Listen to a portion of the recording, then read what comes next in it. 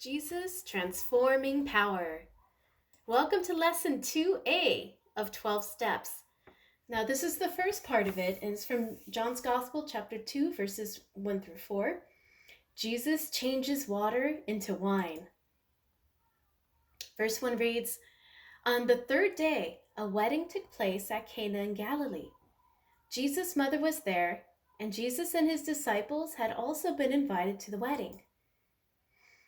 When the wine was gone, Jesus' mother said to him, 'They have no more wine.' 'Woman, why do you involve me?' Jesus replied. 'My hour has not yet come.'" Part 1, find the problem. Where was the wedding feast and who was invited there? On the third day, a wedding took place at Cana in Galilee. Jesus' mother was there, and Jesus and his disciples had also been invited to the wedding. And the second question, why did they come to the wedding? Well, again in the verse you could see, on the third day, a wedding took place at Cana in Galilee. Jesus' mother was there, and Jesus and his disciples had also been invited to the wedding. So this is the first miracle. Jesus performed his first miraculous sign to bless the wedding. It demonstrated his very purpose of coming to earth. It is to bless his people. The wedding at Cana. Now, in a Jewish wedding ceremony, 1, there was a ceremony and wedding banquet.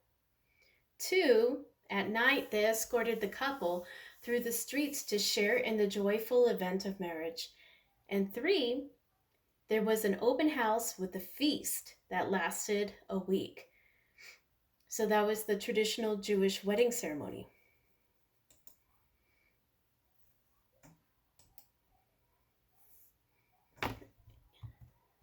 Now in Genesis chapter 2, why did God establish the wedding?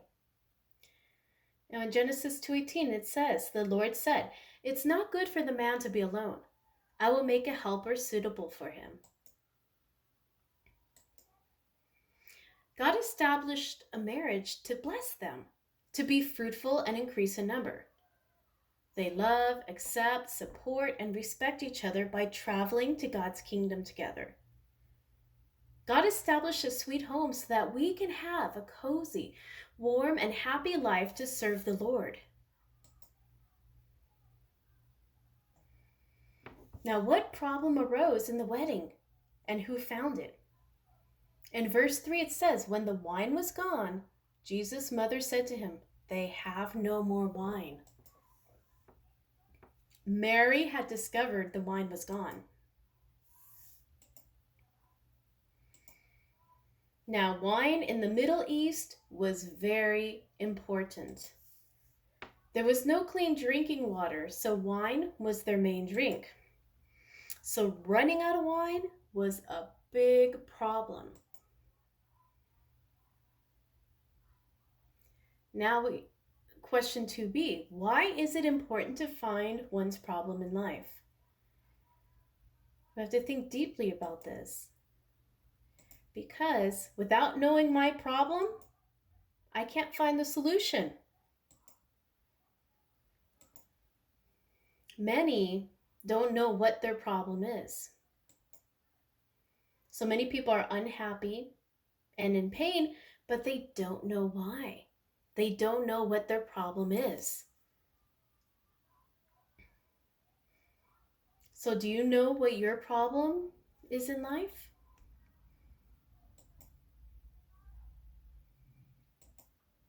You may say, "I'm okay." But the truth is, no one is okay. "I'm okay" is my biggest lie. I'm not okay. You're not okay. No one is okay. Louise Hay said, "I do not fix problems. I fix my thinking, then problems fix themselves.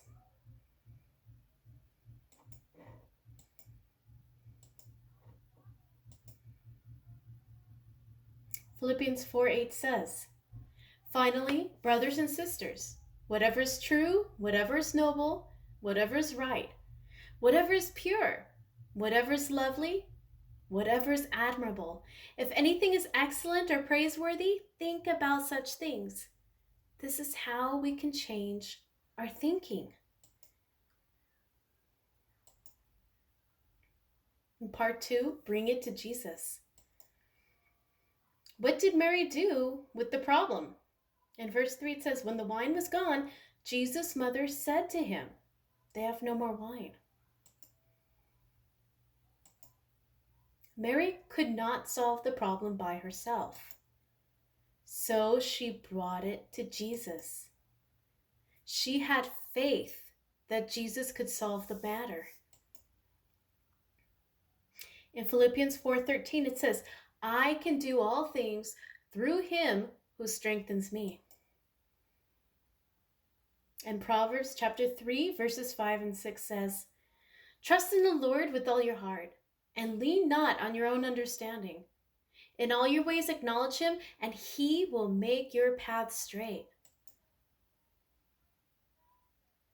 And in Jeremiah 29:11 it says, "For I know the plans I have for you, declares the Lord. Plans to prosper you, not to harm you. Plans to give you hope and a future."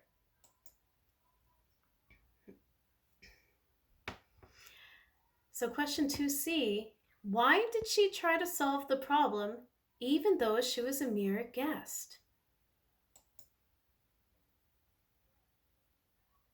Well, she was moved with compassion. Matthew 14:14 it says, "And when Jesus went out, he saw a great multitude, and he was moved with compassion for them, and he healed their sick." Mary was filled with compassion. That's why she brought the problem to Jesus. Why should we bring the problem to Jesus? Because Jesus is the answer.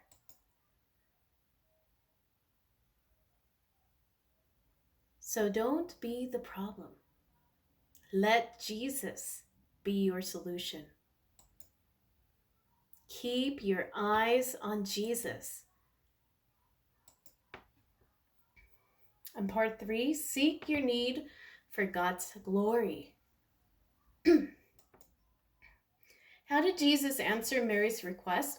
In verse 4 he says, "Dear woman, why do you involve me?" Jesus answered, "My time has not yet come."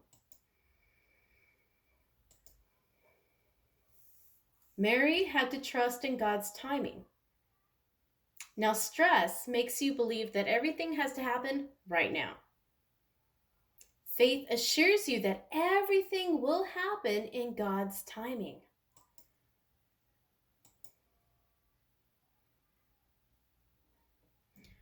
What does "my time has not yet come" mean?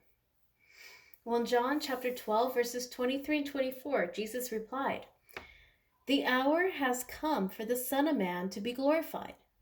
Very truly I tell you, unless a kernel of wheat falls to the ground and dies, it remains only a single seed.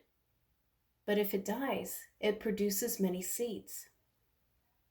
In John 10, verses 10 through 11, it says, "The thief comes only to steal and kill and destroy.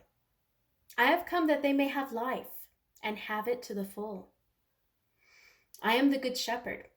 The good shepherd lays down his life for the sheep."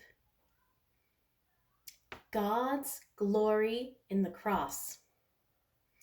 The time refers to Jesus' time of death on the cross for the glory of God.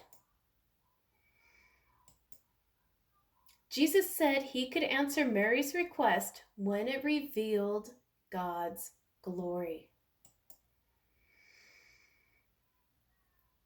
What do you learn about the difference between Jesus' time and your time? Well, we could learn that my time is not God's time. God's time brings about my blessings. So don't worry. God is always on time. One word: trust in God's plan and perfect timing.